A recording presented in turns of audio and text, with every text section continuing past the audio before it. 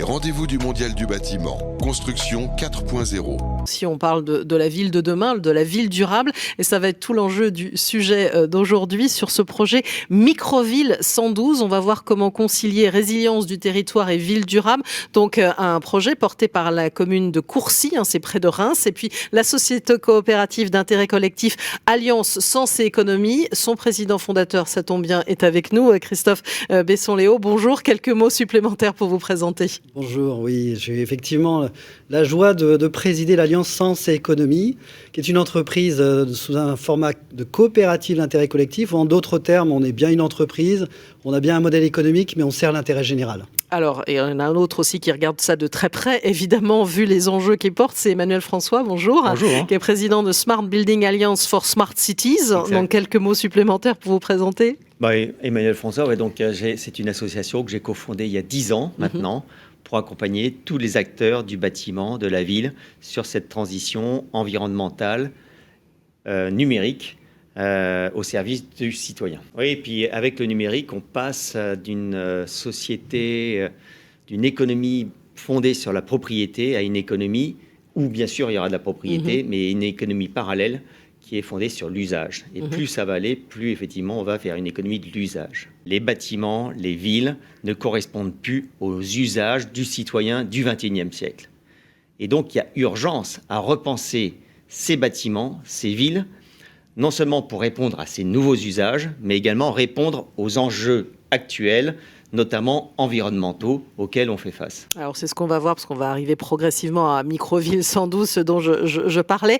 Vous êtes associé justement dans un partenariat, Christophe Besson-Léo, pour lancer une forme de plan de relance des territoires par la fabrique de villes intelligentes et durables, c'est ça? L'Alliance Sens et Économie a été bâtie pour faire émerger des activités structurantes pour le passage à l'échelle vers de nouveaux modèles de développement économique qui crée de la valeur aussi sociale et environnementale. On parle d'une économie responsable, régénérative. Et on s'est très vite rendu compte qu'on avait besoin de travailler à ce passage à l'échelle en développant des communs, c'est-à-dire des activités structurantes, des activités économiques qui dotent les acteurs économiques de différentes filières transversales de moyens en commun pour qu'eux-mêmes puissent passer à l'échelle et changent leurs pratiques pour fabriquer, exploiter, maintenir leurs offres. Et on est arrivé sur 4 domaines, l'immobilier, la finance, le numérique et la formation, sur lequel, au sein de notre coopérative, des professionnels, des élus, des techniciens des territoires ont cogité et ont travaillé sur le fruit des études qui avaient été faites ces 20 dernières années sur ces sujets-là, pour faire émerger des solutions concrètes opérationnelles à mettre en œuvre et à déployer dans les territoires et dans les filières. Et dans l'immobilier, on est arrivé sur ce plan de relance des territoires par la fabrique de la ville intelligente et durable, sous la marque Microville durable, que l'on va animer avec Smart Buildings Alliance for Smart Cities et d'autres réseaux. Voilà, donc c'est Microville durable, même si là on va parler d'un projet particulier, Microville 112, qui est la première, c'est ça, Emmanuel François? Oui, bien sûr.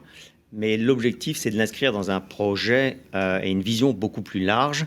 Et c'est l'objectif de Microville 112, c'est de démarrer concrètement et de montrer concrètement comment refondre cette ville.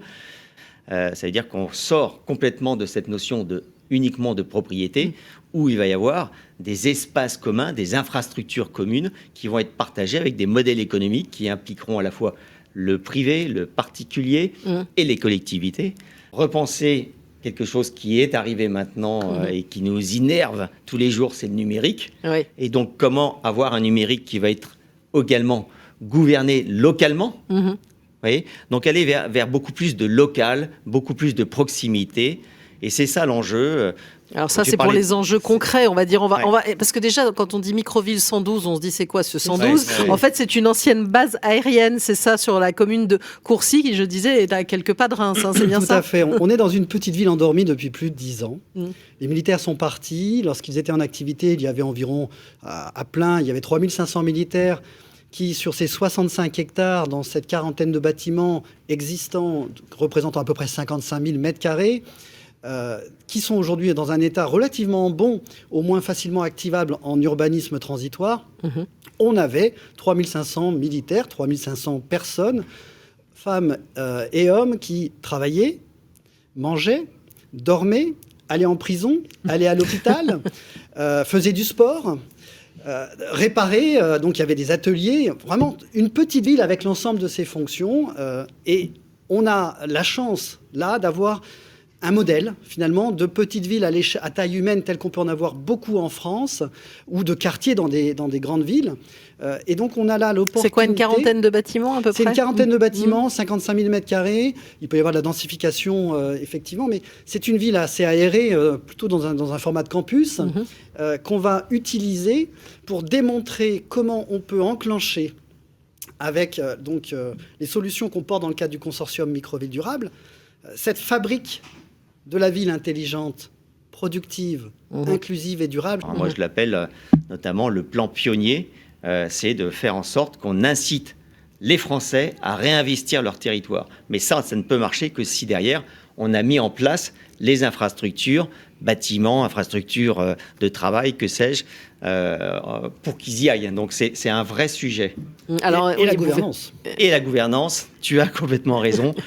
Et donc, la gouvernance du numérique va impacter la gouvernance de notre société. Et alors, et derrière tout ça aussi, Christophe Besson-Léo, il y a tout un programme de recherche, recherche-action aussi, parce qu'il y a beaucoup d'innovation, évidemment, dans ce projet Microville 112. Tout à fait. Toutes les solutions n'existent pas encore. Il y en a néanmoins qui sont déjà opérationnelles et qui ont du mal à passer à l'échelle. Donc, l'enjeu, il est double. Il est d'une part de dire, voilà, la Microville 112, c'est un modèle. C'est un modèle, c'est une solution, c'est une boîte à outils, mais qui propose une solution à tous les territoires et qui s'illustre là avec la constitution d'une gouvernance locale pour co-construire le réemploi finalement du parc immobilier qui est mis en gestion dans cette coopérative foncière. Donc c'est la coopérative foncière Microville 112 qui l'illustre. Cette coopérative foncière, elle associe les acteurs du territoire qui sont impliqués et concernés. Donc Courcy, l'Alliance Sens Économie bien évidemment, mais aussi des entreprises, des associations, des acteurs du monde créatif, une association de citoyens qui, depuis le départ, est impliquée dans la co-construction de ce projet et qui est une vraie force de frappe et qui est vraiment créative et qui apporte de la valeur au projet, donc qui enlève complètement ce caractère anxiogène de et si on implique les habitants, ça va être le bazar. Non.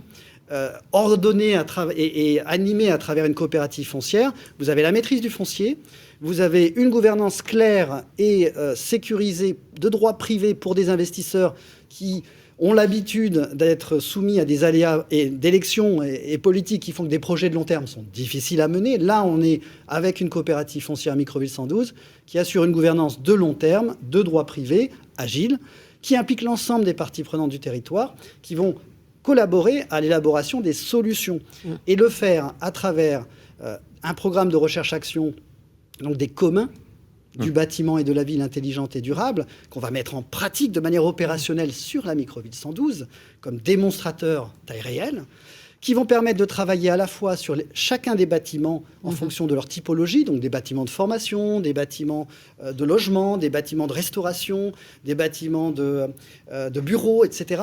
Tous ces bâtiments-là ont des typologies et des spécificités qu'il va falloir travailler avec l'ensemble des fournisseurs de solutions pour essayer de définir par ces typologies de bâtiments un socle commun indispensable, notamment de commun numérique, pour avoir à la fin des bâtiments qui assurent la neutralité carbone et qui assurent les nouveaux usages inhérents au numérique et aux nouveaux agencements dont on a besoin. Et puis, il y a donc ce travail sur les typologies de bâtiments. Et là, on reprend les fonctions de la ville du quart d'heure avec des ateliers qu'on va organiser sur ces thématiques-là. Au-delà du pitch marketing, c'est du bon sens. C'est pour vivre heureux et travailler heureux, quelque part, on a besoin d'un certain nombre de fonctions à un quart d'heure en transport ou à une demi-heure dans les territoires un peu détendus. Les infrastructures, très importantes. Donc, ce programme de R&D va travailler à la fois sur les fonctions et les solutions pour que des bâtiments répondent mieux maintenant aux usages et aux besoins d'usage. Et puis les infrastructures. Les infrastructures énergie, eau, numérique, déchets, etc., qui peuvent être repensées, et on a la chance d'avoir la main sur un territoire pour pouvoir le faire dans la durée, et même à court terme. Et on s'est rendu compte dans le dialogue avec SBA, et c'est là où ça a été vraiment jouissif, permettez-moi l'expression, on s'est rendu compte que l'intelligence collective que l'on a su faire déjà avec les équipes de SBA, elle nous a ouvert des opportunités que nous n'avions pas conscience d'avoir sous la main. On s'est rendu compte que chez SBA, il y avait des fournisseurs de solutions innovantes qui pouvaient nous permettre d'atteindre un objectif fixé par les objectifs de développement durable sur le traitement de l'eau, c'est de réduire de 50 à 80% la consommation d'eau sans changer radicalement les comportements d'usage. Le numérique, l'enjeu, c'est de donner aux acteurs du territoire, redonner leur souveraineté sur leurs data et faciliter l'usage du numérique par toutes les parties prenantes du territoire, habitants comme entreprises. Je rebondis, oui, effectivement.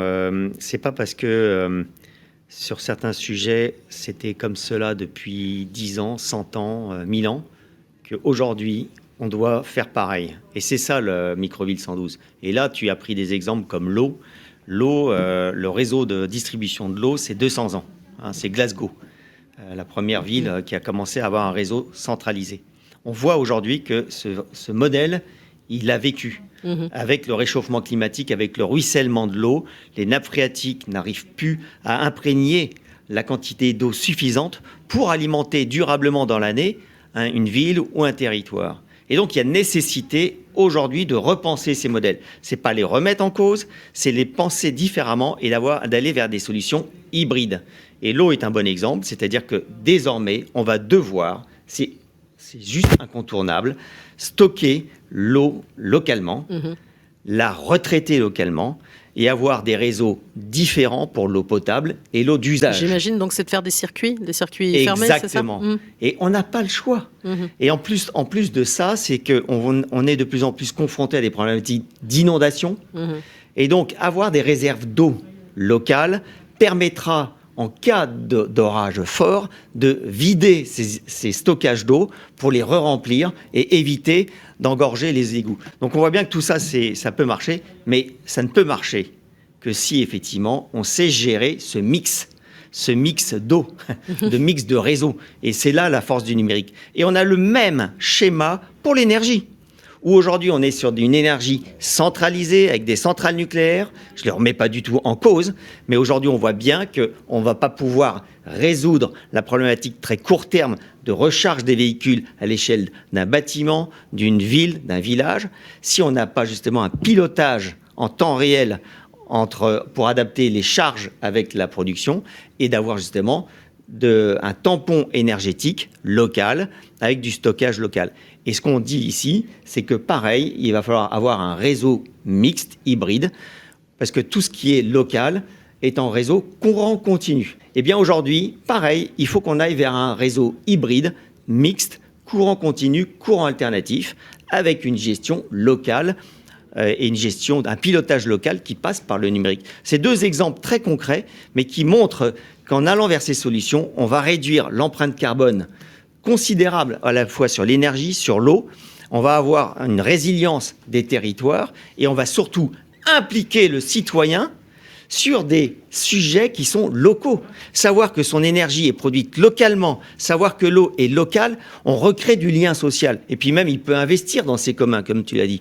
Et alors, puisqu'on parle du numérique aussi, c'est une réalisation physique, on le voit, mais l'idée, il y a un double digital aussi, parce que l'idée, c'est microville durable. Donc, ça pourrait se reproduire partout, être duplicable. Bien sûr, l'idée, c'est de modéliser cette micro-city, micro-bourg, de le modéliser et d'en avoir son double numérique. Eh bien, c'est pareil. Là, l'objectif, c'est que demain, on fabrique la ville de demain, cette micro-ville, dans ce métaverse. Et que ça vienne innerver l'ensemble des villes. Donc, c'est peut-être encore futuriste, ça peut faire sourire certains, mais en fait, c'est sérieux, c'est très sérieux. Et j'invite désormais, aujourd'hui, tous les acteurs à se renseigner et à voir ce que ça veut dire, parce que c'est irrémédiable. Et quelque part, on va dire que si on le prend bien, si effectivement il y a une gouvernance locale, ça peut être très positif pour l'ensemble des acteurs. Voilà, c'est là qu'on rejoint le sujet de construction 4.0. Allez, je sais que vous êtes passionné, mais Christophe Besson-Léo, vous avez dit 4 ans de projet, là ça doit... Concrètement, quelles sont les prochaines étapes ? Ça bouillonne. Des rencontres avec des acteurs qui sont issus de SBA ou pas d'ailleurs, qui nous rejoignent, dialoguent avec nous parce qu'ils veulent expérimenter à grande échelle des solutions sur toutes les thématiques qui ont été évoquées. On a aujourd'hui une vraie opportunité, surtout dans la période qui s'ouvre avec les élections à venir, de faire la démonstration en tant qu'acteurs économiques que nous sommes, les uns et les autres, du bâtiment, du numérique, des fournisseurs de solutions aux entreprises. On a l'opportunité de montrer qu'aujourd'hui, nous, acteurs économiques, nous sommes en capacité de déployer à l'échelle nationale finalement une plateforme de relance des territoires par la fabrique de villes intelligentes et durables, illustrée par la Microville 112. Et c'est cet appel que l'on veut faire avec Emmanuel François et SBA auprès de tous les professionnels, qu'ils soient dans des grands groupes ou de start-up, de venir nous rejoindre dans le cadre de ce consortium Microville durable qui va piloter, animer cette double action de déploiement de coopératives foncières pour ouvrir des fabriques de villes intelligentes et durables un peu partout en France dans les territoires, notamment dans le cas d'Action Cœur de Ville, Petites Villes de demain et Territoires d'industrie, et également qui va piloter ce programme de recherche-action sur les communs du bâtiment et de la ville intelligente et durable. Effectivement, dans ce plan de relance des territoires, on voit qu'effectivement, qui s'inscrit dans cette troisième révolution urbaine et dans cette idée de plan pionnier, eh bien, il y a un élément impératif et qui va être aussi développé dans Microville 112, c'est la construction. On voit bien qu'on ne pourra pas aller vers déployer ce plan si on n'a pas aussi industrialisé la construction. Et donc là, mon appel, c'est de dire, et ça c'est un appel à tous les maires, c'est qu'ils comprennent qu'aujourd'hui, on va construire différemment. Et mon appel, c'est de dire, il faut que vous prévoyiez dans ce plan d'avoir des usines de fabrication hors site dans chaque ville. Et comme justement, il y a des opportunités aujourd'hui, parce qu'il y a des transferts industriels, c'est réinvestir ces usines pour justement s'impliquer dans ce plan de relance des territoires et avoir les moyens de déconstruire des quartiers, parce qu'on va aller forcément vers ça, reconstruire en temps record et pour adapter au mieux, au plus juste, les bâtiments, la ville, aux nouveaux usages du citoyen du XXIe siècle. On va suivre ça de près, ce sujet de Microville durable.